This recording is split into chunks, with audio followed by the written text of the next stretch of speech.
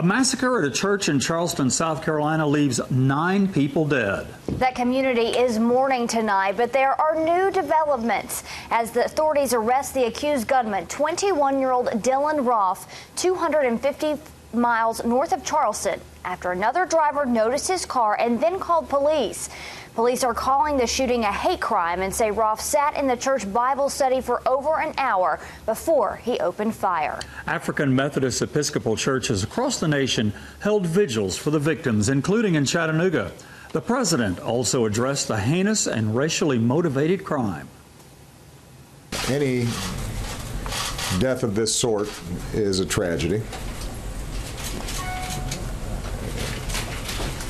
Any shooting involving multiple victims is a tragedy.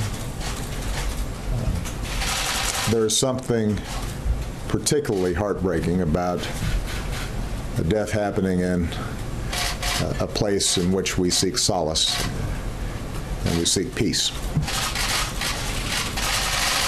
in a place of worship.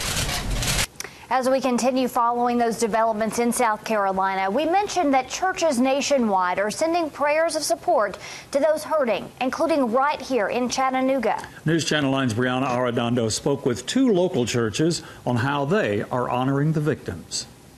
This Chattanooga church held a prayer vigil today for the victims and families of those in Charleston, South Carolina. The pastor here tells me that the deaths hit home for him. We pray for Emanuel African Methodist Episcopal Church. Pastor Kenneth Love leading this vigil today for Charleston, South Carolina.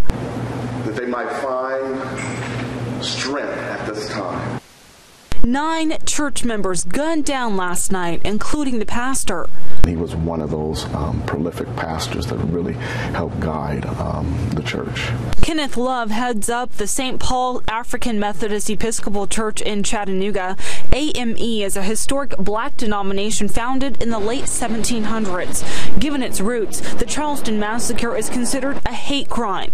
Pastor Love tells me his predecessor was also murdered. It was quite devastating to me to know, because the pastor here, of course, I didn't know was a friend, and to have that occurrence and then to hear it 5 years later is quite heartbreaking.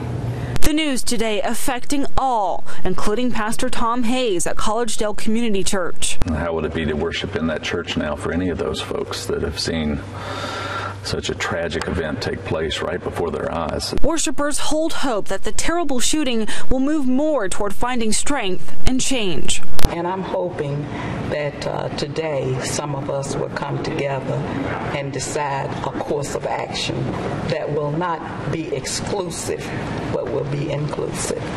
And everyone who came here to this church today to pray says that they hope the community will be able to begin healing. Reporting in Chattanooga, Brianna Arredondo, News Channel 9.